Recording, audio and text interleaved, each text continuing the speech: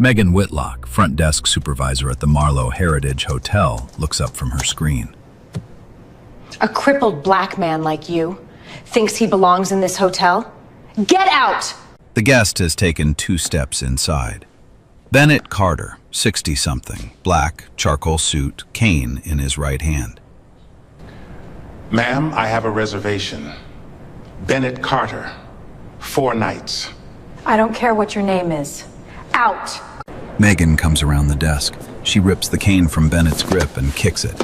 It skids across marble and clacks against the brass kickplate. Bennett Carter goes down to one knee. A second voice, navy blazer. Travis Whitlock, assistant general manager, Megan's husband. Babe, what's going on? This thing wandered in off the street. A guest lifts a phone. The brass clock ticks. 3:12.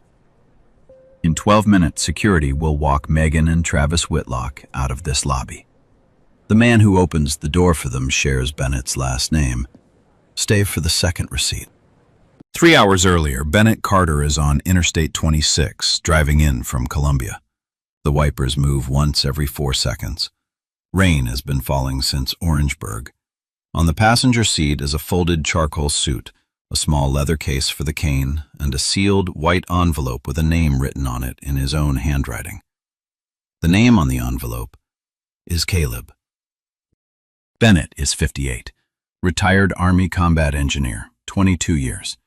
The cane is from Anbar Province, 2006. The engraving near the grip reads B. Carter, ENGBN, Anbar, 06.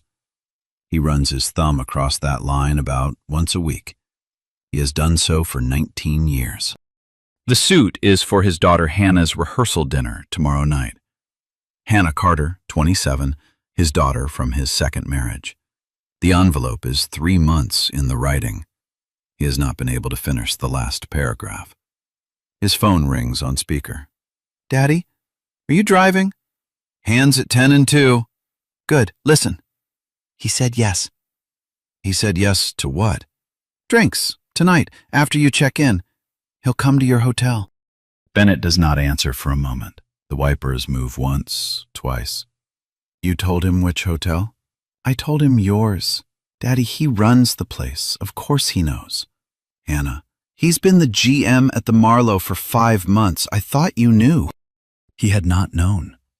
He had thought he was checking into a quiet downtown hotel for 4 nights, walking his daughter down the aisle on Saturday, and slipping the envelope into a coat pocket somewhere between the rehearsal and the toast. He had not thought he was checking into his own son's lobby. The son he has not spoken to, face to face, in 12 years. Caleb Carter is 34, black like his father, raised by his late mother in Boston after the divorce. He carries his father's last name because his mother kept it. He has been the general manager of the Marlowe Heritage Hotel since May. He has never put a family photograph in his office. He does not do town halls. He runs the property out of the back of the 3rd floor and lets the rest of the staff assume the previous general manager, a man named Richard Sterling, is on a long, undefined leave. Caleb has wanted it that way. Megan and Travis Whitlock have worked the front desk and the manager's office, respectively, for 3 years. They have never met Caleb. Most of the staff have not. There is no photograph anywhere on the property. There has not been one in 5 months. Bennett turns onto King Street at 2:58. The valet takes his keys. The bellman lifts his bag from the trunk. Bennett tips him an extra $5 because of the rain. The bellman thanks him by name from the luggage tag and walks ahead to hold the door. Bennett steps inside. The lobby smells of orange oil cleaner and old cedar. A brass clock above the front desk ticks. The marble is polished to a wet shine. A housekeeping cart rolls quietly down the corridor. It is pushed by a woman in her early 50s named Cassandra Reed, who has worked at the Marlowe for 11 years and has, as of this morning, kept a thumb drive in her apron pocket for 6 months. Bennett does not see her. She sees him. She has seen this before. with other guests who looked like Bennett or moved like him, or both. She slows the cart. She does not look away. He takes one step. He takes a second. 3:12 on the brass clock. Megan Whitlock looks up from her screen. The kick has already happened. The cane is already on the marble. Bennett is already on one knee. The guest with the phone is already recording.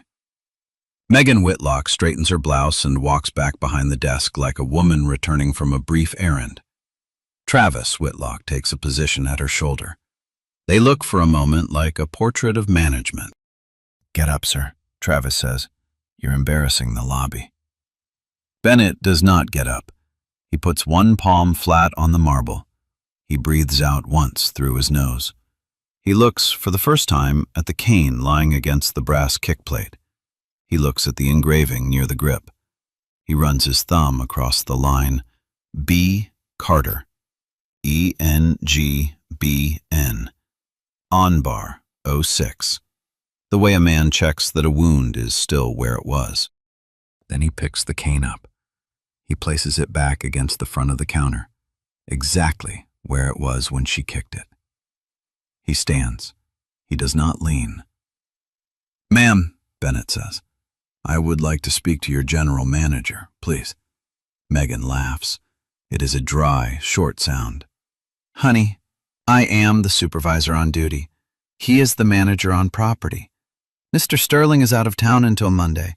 There is no one above us in this building this afternoon. Do you understand?" "You said Mr. Sterling." "I said Mr. Sterling, Richard Sterling, the general manager." "Ma'am, Richard Sterling has not been the general manager of this hotel for 5 months." A small pause, just half a beat. Megan does not know this. Travis does. The pause belongs to him. "Sir," Travis says, "I don't know where you're getting your information, but I'm getting it from your company website, heritagehospitality.com/leadership, updated in May." "Sir, the website is not always." "I would like to speak to your current general manager, please." A second guest has lifted a second phone. The first live stream has 11 viewers. The second has 6. Cassandra Reed in the corridor has stopped pushing her cart. She is not pretending to push it. She is simply standing there.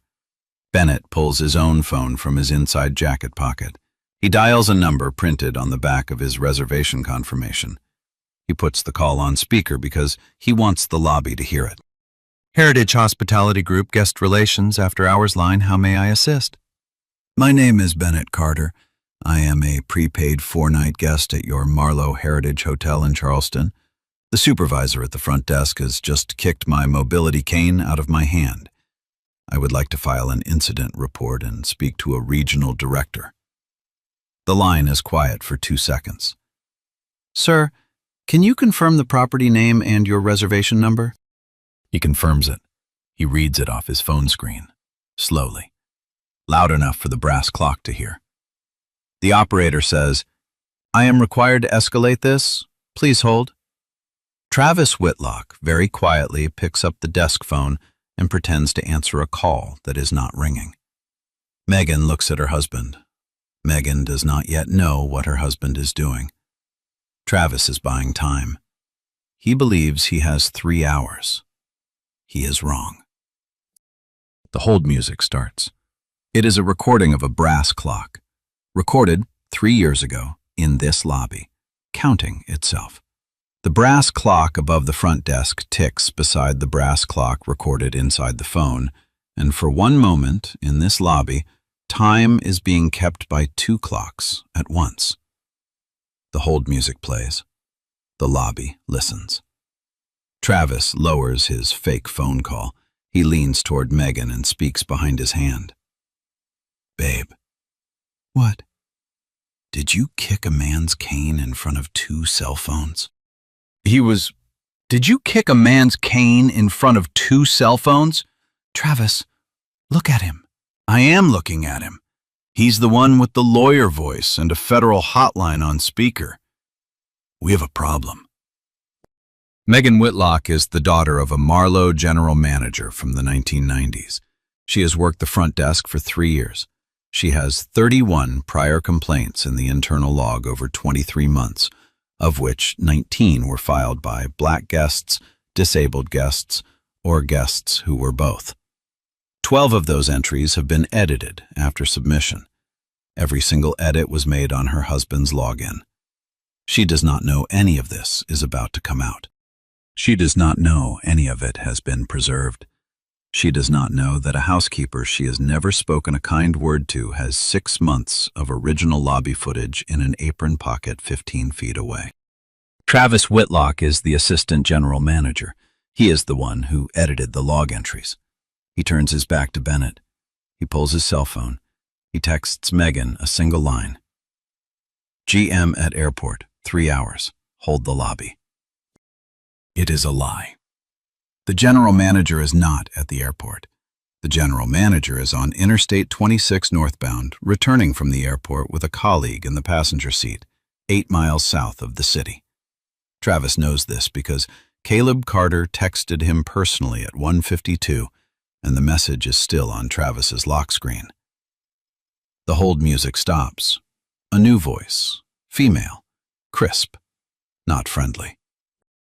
Mr. Carter, this is the regional director for the Heritage Hospitality Group, Southeast Region. I am on a recorded line. I have been listening for the last 90 seconds. I would like the front desk supervisor and the assistant general manager to identify themselves on the record. Please. Megan looks at Travis. Travis looks at the floor. Megan Whitlock, front desk supervisor. Travis Whitlock, assistant general manager. And you are married to each other, correct? A pause. Yes. Mr. Travis Whitlock, please put me on hold for 1 minute. I'm calling the general manager of your property. The line clicks to hold. Travis Whitlock's face does something it has not done in 3 years of work at the Marlowe. It pales. Megan sees it. Megan does not understand yet what she is seeing. Travis? Why is she calling Sterling? She's not calling Sterling. What? Sterling left in May, Megan. What? He left in May. There's a new GM. He started in May. I told you in May. You said it was an interim guy. He's not interim. He's permanent. He's been here 5 months. Why doesn't anyone know that? Because he doesn't put pictures up in his office. Because he doesn't do town halls. Because he runs the property out of the back and lets the rest of us think Sterling is on a long vacation. Because that is how he wanted it. Why? Travis does not answer. The hold music returns. The brass clock recorded in 2022 ticks beside the brass clock ticking now. Bennett Carter has not said a word for 90 seconds.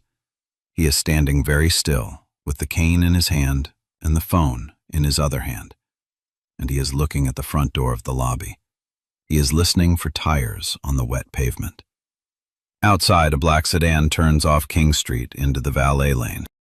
Cassandra Reed in the corridor lifts the rag from her cart and folds it once. She has been waiting 6 months for this minute. The hold music stops a second time. The regional director comes back on. She speaks slowly. She speaks loudly enough for the lobby to hear. Mr. Travis Whitlock, Mrs. Megan Whitlock. I have the general manager on the other line. I have read him the timestamps. I have played him 15 seconds of the bystander live stream that is currently being shared on a public platform. I have his decision. The lobby has not had this much silence in it since the Marlowe opened in 1889. Effective immediately, the two of you are to surrender your keycards, your nameplates, and your access badges to the senior security officer on duty. You are to leave the property by the front entrance. You are to have no further contact with hotel systems, guests, or staff pending review.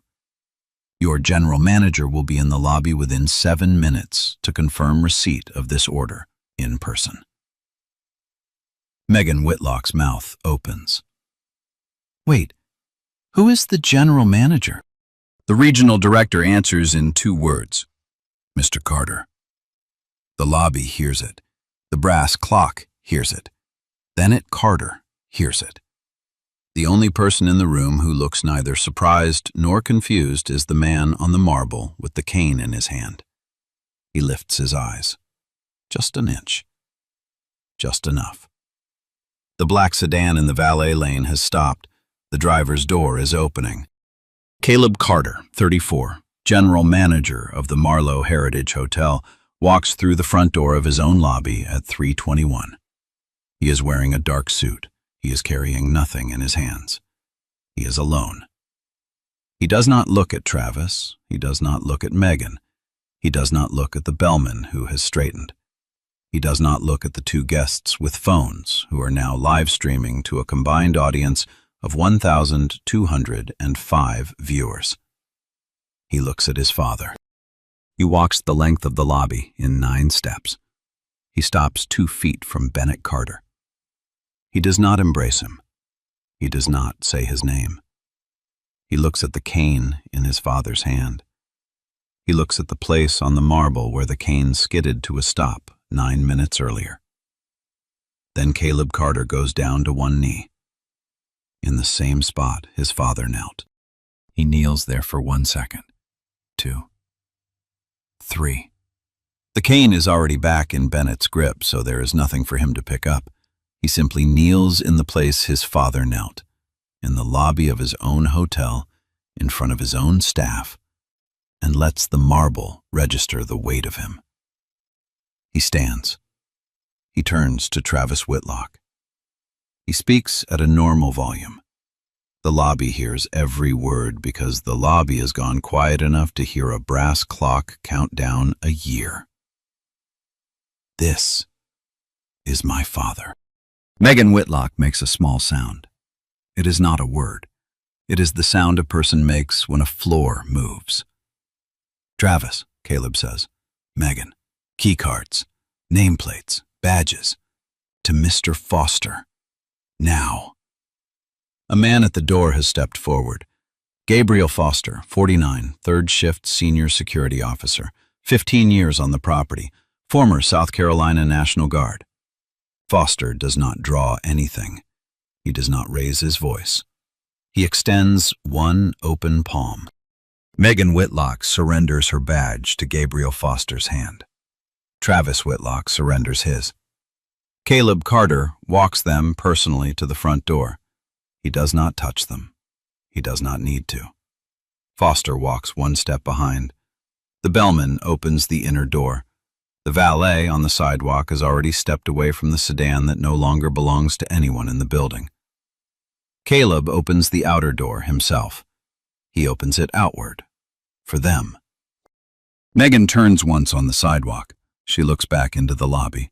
She looks at Bennett, who is still standing where he stood. She opens her mouth. She closes it. Travis takes her elbow. They walk.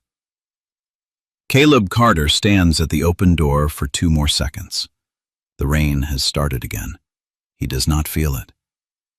Then he turns. He walks back across the lobby. He stops in front of his father. He does not embrace him. He says quietly, so that only the brass clock and Cassandra Reed can hear, "I'm sorry it took 12 years and a kick to get me to walk across this floor to you." Bennett Carter says, just as quietly, "Walk me to the elevator, son." They walk. Cassandra Reed picks up her rag. She folds it again. She has been waiting 11 years to fold a rag in this lobby in this particular silence. She does not say anything to anyone. She turns her cart and pushes it back the way it came. By the time she reaches the service corridor, she has already decided what she is going to do with the thumb drive in her apron pocket. She is going to call her cousin at the Charleston Ledger. At 6:03 the next morning, an attorney named Eleanor Hayes will open her email and find a name she has been waiting 18 months to see. Eleanor Hayes is 44, ADA and civil rights litigator. She practices out of a 2-room office on Broad Street with her name on the door and a filing cabinet behind it that has not closed all the way since 2023. She has been waiting for a Marlowe file for a year and a half. She meets Bennett Carter at a coffee shop on King Street the next morning. She does not perform sympathy. She opens a leather binder. She sets a digital recorder on the table. She asks him to walk through every minute from 3:12 to 3:28, twice. He walks her through it, twice. The second time is identical to the first. She nods. She closes the binder. She says, "You're going to win, Mr. Carter. The question is, who else gets named in the win?" By the end of the day, she has a federal complaint drafted. By the end of the week, she has subpoenas out for the Marlowe's incident log, the Marlowe's ADA training records, and the Heritage Hospitality Group's vendor agreements with any third-party software provider used at the property level. The incident log comes back on day 3. 31 entries name Megan Whitlock as the responding employee in the past 23 months. 12 of those entries have been edited after submission. Every single edit was made on Travis Whitlock's login. The edits soften the language. Refused service becomes guest declined to comply with policy. Used profanity becomes was assertive. Kicked becomes redirected. Of the 31 complainants, 19 are identified in the log as black, disabled, or both. Hayes reads the line twice. Then she calls Bennett. "Mr. Carter, the pattern is on paper." The ADA training records come back on day 4. Both Whitlocks are listed as having completed the chain's required ADA training for the past 2 years. The third-party vendor that issues the certificates has no record of issuing certificates to either of them.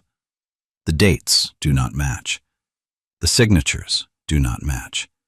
The course identification numbers on close inspection are reused from a different property in Atlanta. Hayes flags this and moves on. On day 5, Nora Bishop, 39, investigative reporter for the Charleston Ledger, calls Hayes's office. They divide the work. Hayes builds the legal case. Bishop builds the public record. On day 5, also, Cassandra Reed reaches Bishop through a cousin who delivers linen to the Ledger. Cassandra brings a thumb drive. The thumb drive contains 6 months of original lobby footage captured before the property's routine 89-day rotation overwrote the system copies. Cassandra had pulled the spare from a discarded backup unit Travis Whitlock had personally ordered destroyed. The footage is intact. The dates are intact. The metadata is intact. On the drive, in addition to the footage of Bennett's kick, there are clips of 3 other incidents at the front desk. A wheelchair user being told the elevator is out of service while 2 other guests use it. An elderly black woman being told her credit card has been declined for verification while the card is, in fact, charged. A father with an autistic son being told the lobby is not appropriate for the child's behavioral situation. In all 3 clips, the supervisor on the desk is Megan Whitlock. In all 3 clips, Travis Whitlock arrives within 4 minutes to back her up. Hayes plays the clips for the lead Doe plaintiff candidates over the course of 2 days. By the 3rd day, she has 3 signed retainer agreements. The 8 prior complaint letters surface on day 7, 3 from black veterans, 2 from wheelchair users, 1 from a parent traveling with an autistic child, 2 from elderly black women traveling alone. All 8 have been dispositioned non-actionable by the Marlowe's HR department. The handwriting on 6 of the 8 dispositions matches a signature exemplar in Travis Whitlock's HR file. Bennett Carter, throughout all of this, refuses television. He sits for 1 print interview with Nora Bishop. He answers exactly the questions she asks. He says, "I am not the story. The pattern is the story. Please cover the pattern." Bishop covers the pattern. Caleb Carter does not strategize with Hayes.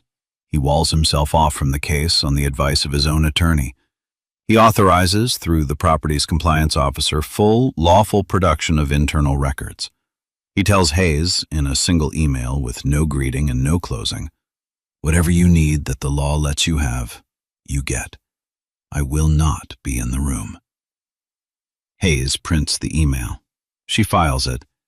She does not respond. A phrase begins to appear in the internal email she does receive. Low friction occupancy. It appears in 3 messages between Travis Whitlock and a regional operations director. None of the recipients can define the phrase on the record when Hayes asks. None of them say they have ever heard of it before. All of them have used it, repeatedly. On day 12, Hayes amends the complaint. She names the Marlowe Heritage Hotel, the Heritage Hospitality Group, and 3 Doe defendants. She requests a preliminary injunction restraining the property from using a piece of internal software referred to in the emails as the Guest Profile Optimization Tool. She schedules the injunction hearing in federal court for the morning of day 31. If you are still listening, this is the part of the file where the receipts stop being individual moments and start being a structure. Stay through the next document. The next one is the one that puts a price on a kicked cane. Mini cliffhanger. Cassandra Reed's hours at the Marlowe are cut to 12 a week the morning after she hands the drive to Bishop. She does not tell anyone. She comes to work. She wipes the same mirrors. She waits. The Heritage Hospitality Group issues a press release on day 14. The release praises the diversity and accessibility programs at our flagship Charleston property. It does not mention Bennett Carter by name. It does not mention Caleb Carter at all. It is signed by an executive vice president nobody at the property has ever met. On the same day, a 1-star review of Eleanor Hayes appears on 3 separate legal rating websites within 11 hours of one another. The reviews use slightly different words. The syntactic fingerprint is identical across all 3. The same comma splice appears in each, the same misspelling of plaintiff. Hayes archives all 3. She does not respond. Cassandra Reed, on day 15, receives a written warning at work. The warning cites unauthorized handling of property equipment. The warning is dated 3 days before she handed the thumb drive to Nora Bishop. The metadata embedded in the document, however, shows it was created the morning after. Cassandra prints both versions. She gives them to Hayes. Hayes flags it as Exhibit 10. On day 16, Bennett Carter's hotel room door at his backup hotel is knocked on at 11:12 at night. A man in a windbreaker with no name tag and no clipboard claims to be from Guest Relations. Bennett does not open the door. He calls Gabriel Foster, who is no longer with the Marlowe as of 2 days ago. Foster calls a sheriff's deputy he served with in the National Guard. The deputy comes within 15 minutes. The man in the windbreaker has, by then, walked back to a parked car with no plates and driven away. The deputy files an incident report. Hayes files the report. On day 17, an anonymous online effort begins to challenge Bennett Carter's military record. Within 12 hours, 3 veterans organizations have published verifications. The records hold. The effort dies inside a day. A separate online effort begins on day 18. This one suggests anonymously that Bennett engineered the entire encounter because his son runs the property. The narrative is sophisticated. It cites timestamps. It cites a daughter's reservation. It implies coordination. Hayes responds in one filed paragraph. She attaches 3 timestamps. The first is Hannah Carter's August reservation, made when Caleb Carter was not yet the general manager of the Marlowe. The second is Caleb Carter's text message to Travis at 1:52 on the day of the incident, alerting him only that a colleague was being picked up at the airport. No mention of his father, no mention of Bennett, no mention of any guest. The third is the regional director's call to Caleb at 3:38, after the kick, alerting him to an incident at his own property. The sequence is documentary. The smear collapses by the end of the news cycle. Cassandra Reed is suspended pending review on day 19. She tells Bishop, "I have wiped enough fingerprints off enough mirrors in this building to know what a frame looks like." Bishop prints the line, Bishop does not edit it. On day 20, Hayes loses a procedural motion to expedite discovery on the parent company emails. Her face does not change in the courtroom. Outside the courthouse on the steps, she calls her office. She pulls 2 associates onto the file full-time. The Heritage Hospitality Group's outside counsel issues a one-line statement to the Charleston Ledger on day 21. Through counsel, the Whitlocks deny the characterization and dispute the chain of custody on the recovered drive. Bishop publishes the statement in full in a column 3 sidebar. It runs flat. It runs neutral. It runs exactly as long as Hayes's response in column 4, which says only, "We look forward to addressing every claim on the record at the preliminary injunction hearing." Bennett Carter, through all 21 days, has not appeared on television once. He has not spoken to any radio station. He has not posted anything on any platform. He has gone to his daughter's dress fitting. He has gone to the rehearsal venue's tasting. He has answered the phone twice a day for Hayes. He has answered the phone once an evening for Hannah. He has not yet answered any of the messages on his phone from Caleb. There are 3 of them. They have been sitting unread for 19 days. If you have stayed in this lobby with Bennett Carter for 21 days, you already know how the system answers a kick. It does not answer with another kick. It answers with paperwork, with waiting, with a quiet warning to the housekeeper, with a knock at 11 at night, with a press release that praises diversity programs while suspending the only black woman on the staff who has actually fought for any of them. Stay another minute. The housekeeper has not used her last receipt yet, and the general manager has been awake for 3 nights in a row. At 11:38 at night, on day 21, Caleb Carter knocks 3 times on a hotel room door across town. The man inside already knows who it is. The cane is on the desk in Bennett's hotel room, parallel to the edge, the way a ruler sits in a drafting kit.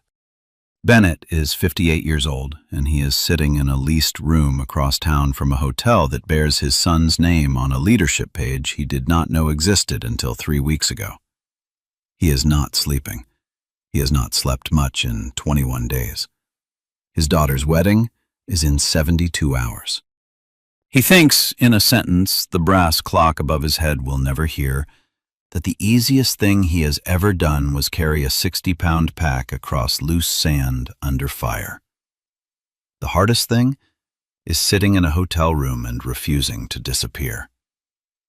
His phone rings. Eleanor Hayes. "Mr. Carter, we lost the discovery motion on the parent company emails."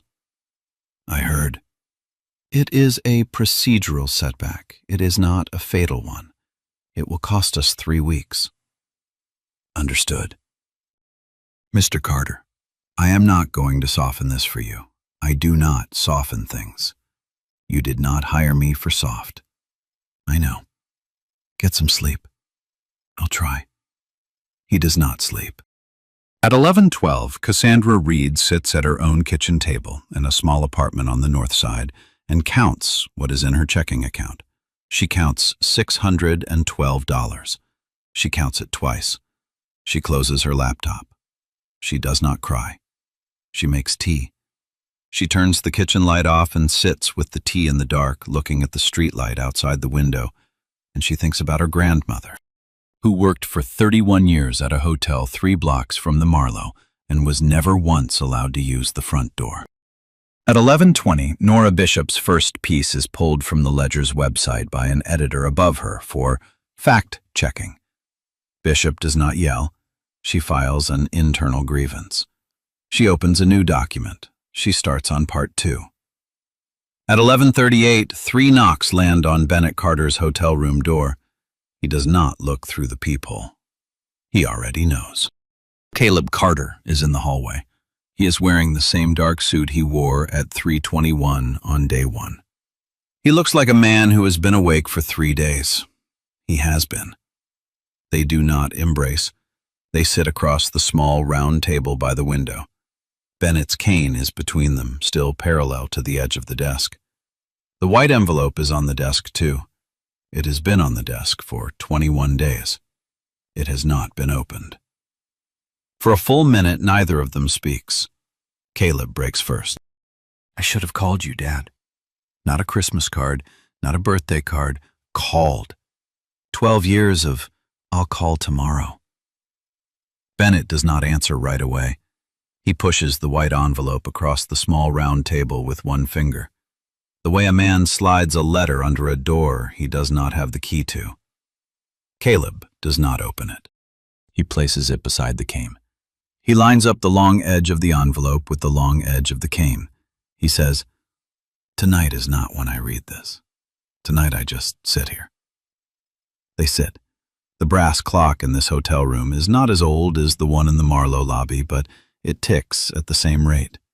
The room has the same orange oil cleaner, the same wet smell of Charleston in October, the same silence. Bennett eventually says, "Hannah's voicemail. What about it?"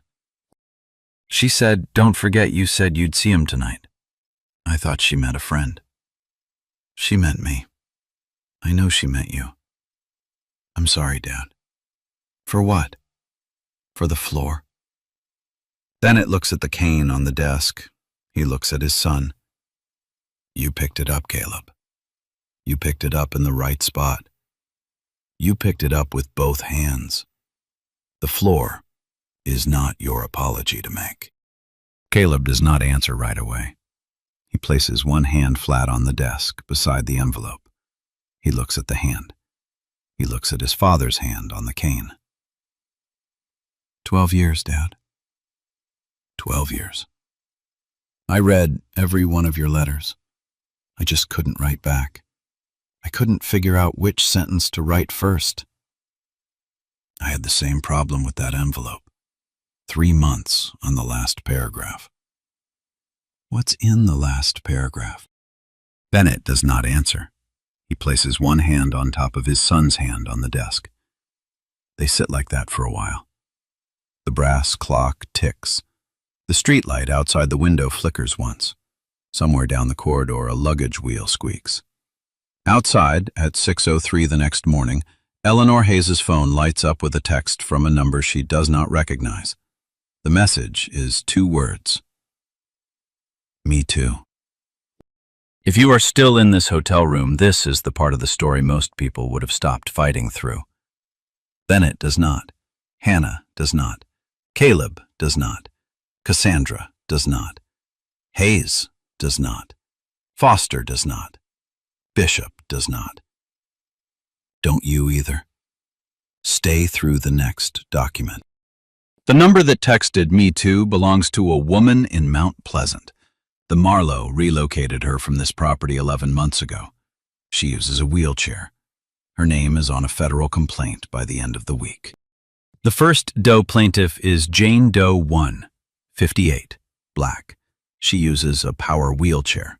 She was a guest at the Marlowe Heritage Hotel 11 months ago. She was relocated mid-stay to a sister property in North Charleston. The relocation was logged as for the guest's own accessibility comfort. Her statement says the elevator was working when the white couple ahead of her used it and out of service when she tried to use it. Her statement says she watched both of them ride up while a bellman told her with apparent regret that the lift had just gone down. The supervisor on the desk that night was Megan Whitlock. The second Doe plaintiff is Jane Doe 2, 36, mother of a 9-year-old son who uses an AAC speech device. The son's name is Daniel. She recorded the conversation at the front desk on her phone, propped against her purse. The audio matches Megan Whitlock's voice in 3 independent forensic comparisons. On the recording, Megan tells the mother that the lobby is not really set up for, behavioral guests. On the recording, the AAC device, in a generated voice, says, "My name is Daniel. I am a person." Megan does not respond to the device. She responds to the mother. She tells the mother that the property has standards and this isn't the right fit. The third Doe plaintiff is John Doe 1, 41, black, Iraq War veteran.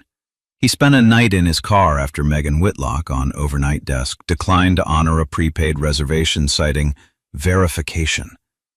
He has the receipt for the prepaid reservation. He has the photograph of his car in the parking lot of an all-night diner across the bridge. He has the timestamp on the photograph. Jane Doe 1 is the woman who texted, "Me too." By day 26, all three have signed retainer agreements with Eleanor Hayes. By day 28, a regional veterans organization has issued a public statement of support and offered to coordinate affidavits. By day 29, Bishop's Part 1 is republished with 2 new sources by an editor higher than the one who pulled it. The editor who pulled it does not respond to a request for comment. The editor's name does not appear on any byline at the Ledger that month. By day 30, Cassandra Reed is contacted by a hospitality workers' rights group out of Atlanta. They offer to pay her bills through trial. Cassandra accepts. She is back at work with restored hours by the end of the week. Caleb Carter, walled off from strategy but not from his fiduciary authority, signs the order personally. He does not say a word about it on the property. He does not need to. By day 30, the case has become a class. The defendant's lawyers begin for the first time to ask quietly about settlement parameters.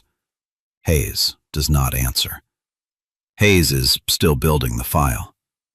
Bennett Carter is asked by Bishop in the second print interview how he feels. He says, "I feel correctly believed." That is the only sentence Bishop prints in column 1. The rest of the column is the names of the 3 Doe plaintiffs and the 2-line description of what happened to each of them. The headline is 3 strangers, 1 front desk. Below the fold in smaller type, the subhead reads, "And 1 cane that stayed on the floor for 9 seconds. Bennett reads it once. He folds the paper. He puts it on the desk beside the unopened envelope. The cane stays where it is. Hannah's wedding is in 5 days. If you have stayed in this hallway with Bennett, with Caleb, with Cassandra, with Hayes, with Foster, with Bishop, and with 3 strangers who decided this week to stop being strangers, stay 1 more receipt. The next one is the one that takes the front desk out of the story and puts a corporate boardroom in its place. A manila envelope arrives at the Charleston Ledger on day 30. It is addressed only with Nora Bishop's initials. It contains 3 pages. The envelope is plain. The paper inside is corporate stock. The header reads, "Heritage Hospitality Group, Board Materials, April." Nora Bishop reads the 3 pages once. She reads them again. She walks the envelope in person to Eleanor Hayes's office on Broad Street. Hayes reads the 3 pages once. She closes the binder around them the way a person closes a Bible at the end of a service. The memo describes a vendor agreement. The vendor sells a piece of internal software called the Guest Profile Optimization Tool. The vendor pays the Heritage Hospitality Group a rebate of 12 cents per room night when a participating property's low-friction occupancy rate exceeds 89% in a calendar month. Low-friction occupancy is defined on page 2 of the memo as the percentage of completed stays that do not generate an incident report, an accommodation request, a complaint, or a refund. The definition does not exclude denied check-ins. The definition does not require the guest to have actually stayed at the property. A turnaway at the front desk counts the same in the math as a completed 4-night stay with no complaints. A footnote on page 2, unredacted by what appears to be a clerical error, names 3 flagship pilot sites for the vendor program. The first name on the list is the Marlowe Heritage Hotel. Page 3 is the part Hayes reads 3 times. Page 3 describes the tool's input parameters. The list includes guest profile attributes contributing to perceived complaint likelihood. The attributes are listed. They include declared mobility aids, recorded accessibility requests, prior complaint volume, and zip code of origin demographic indicators. Hayes reads the phrase zip code of origin demographic indicators twice. She picks up the phone. "Mr. Carter?" "Counselor." The system was not asleep at the wheel. The system had a wheel. The wheel paid 12 cents a turn. Then the wheel needs to come off. It will be off by Friday. She hangs up. She drafts an amended complaint within 72 hours. The Heritage Hospitality Group is added as a primary defendant. The complaint cites Title II of the Civil Rights Act, the Americans with Disabilities Act, and a state-level disability access statute. The complaint requests a preliminary injunction restraining the use of the guest profile optimization tool at every flagship property pending review. It requests federal monitoring of any successor tool. It requests sworn certification that no replacement vendor has been engaged. The receipt is in the file. The Whitlocks were not the disease. They were the symptom that corporate paid 12 cents a room night to keep alive. If a hotel can save 12 cents on a black guest with a cane by keeping that guest from completing a check-in, the math will eventually find a Megan Whitlock to do the saving. The math, in this case, found two and married them to each other. Bennett Carter, when he hears this, does not raise his voice. He does not curse. He says one sentence. The cane was kicked because the math required it. Hayes writes it down. She enters it into her opening notes for the injunction hearing. She underlines it twice. Friday morning, United States District Court, District of South Carolina, Charleston Division, Courtroom 3. The Honorable Patricia Holloway presiding. The cane is on the evidence table. Eleanor Hayes places it there herself. She does not ceremonialize. She lays it down the way a carpenter lays down a tool. She reads the engraving into the record. B. Carter, ENGBN, Anbar, 06. She enters the VA card as Exhibit 1. She enters the lobby footage, Angle A, as Exhibit 2. She does not narrate. She lets the 7 seconds of skid breathe in the courtroom. The brass clock on the courtroom wall is not the brass clock from the Marlowe lobby. The two clocks tick at the same rate. Nobody in the courtroom knows that but Bennett Carter, and he does not say it. Travis Whitlock is called to the stand on day 31. He is questioned by Hayes for 56 minutes. He attempts twice to attribute the order to remove Bennett Carter from the lobby to his wife. On the third attempt, Hayes plays a 15-second segment from the lobby's internal intercom recording. Travis's own voice is on the recording. The order is in his voice. The order is, get him to the airport property and make it his idea. The defense at that moment becomes two defenses, and they are no longer aligned. Megan Whitlock in the second row of the gallery makes the same small sound she made in the lobby on day 1. The sound a person makes when a floor moves. Megan Whitlock's deposition is read aloud by a court reporter. The phrase, low-friction occupancy, appears 9 times in the deposition. Megan cannot define the phrase on the record. She says 3 separate times, "I don't know what that means.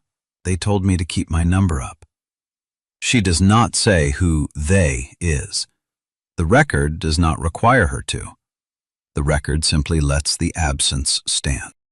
A representative of the Heritage Hospitality Group is examined briefly. He delivers the statement his outside counsel wrote for him. The rebate program was lawful and was not communicated to property staff. Hayes does not argue. She enters the board memo as Exhibit 12. The footnote naming the Marlowe as a flagship pilot site is read into the record. The court reporter pauses on the unredacted line. The judge does not. Bennett Carter does not testify. He sits at counsel table with the cane between his knees. He looks straight ahead. He does not turn his head once during the entire hearing. Caleb Carter sits in the second row of the gallery. He does not testify. His own attorney, in a 1-page filing, has confirmed that the general manager of the Marlowe Heritage Hotel will not be called as a witness, will not strategize with plaintiff's counsel, and will not benefit financially from any settlement. When Hayes places the cane on the evidence table, Caleb closes his eyes for 1 full second. He does not open them until the engraving has been read aloud. Cassandra Reed is in the third row. Gabriel Foster is in the fourth.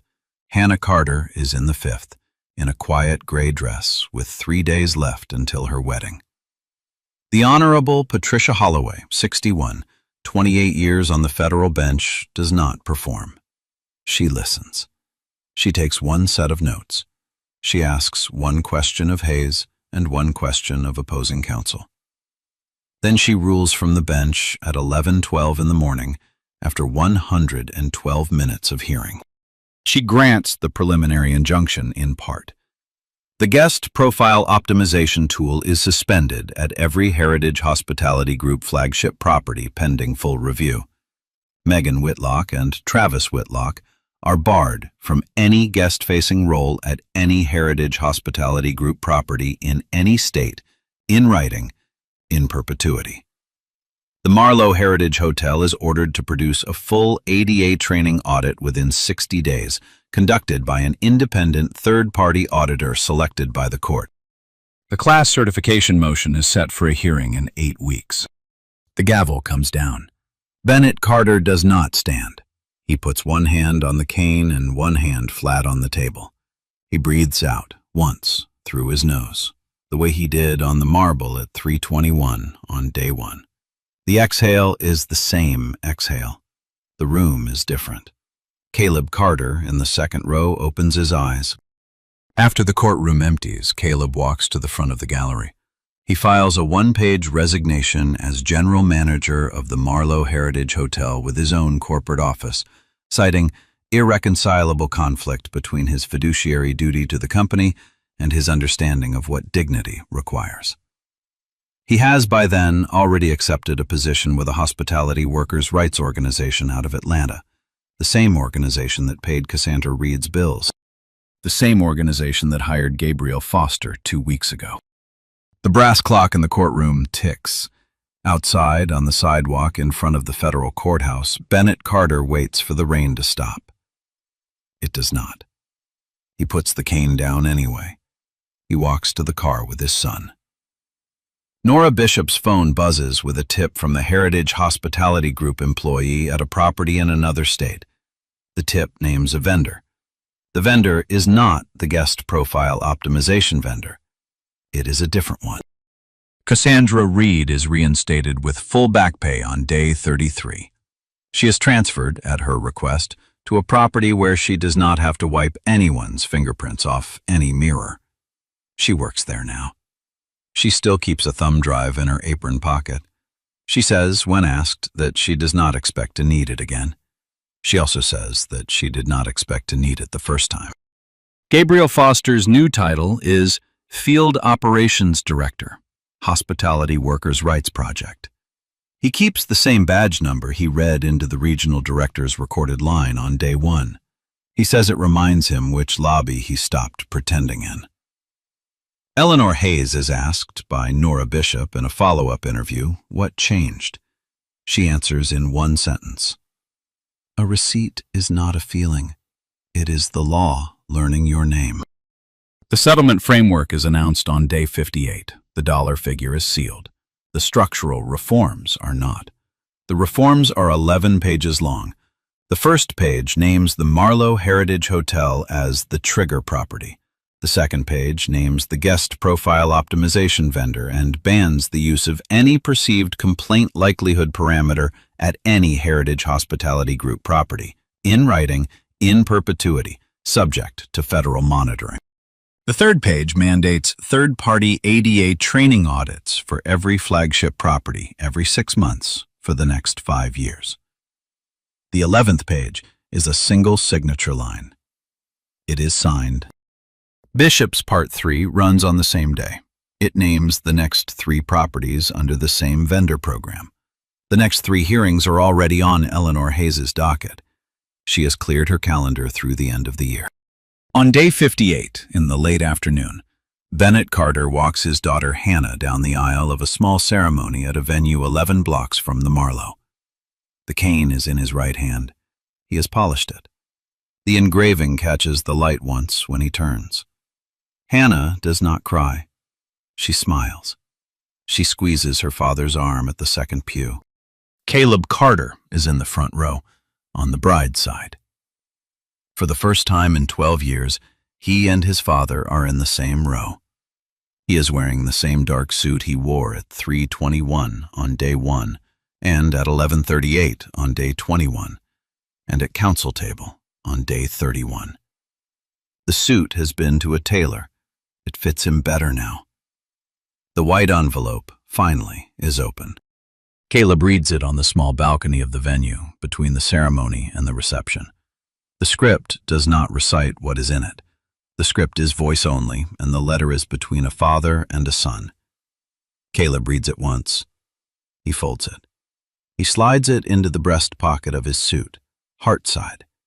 He keeps it there for the rest of the night. Hannah dances with her father once. The song is short. Bennett does not lean on the cane during the dance. The cane is on a chair at the head table. Hannah leads. Bennett follows. He has, in fact, been following her lead since she was 4 years old. When the brass clock above the venue's reception desk ticks past 9, Hayes leaves early. She has a motion to file in the morning at a different courthouse, in a different city, for a different family that has not yet heard her name. She picks up her coat. She does not say goodbye.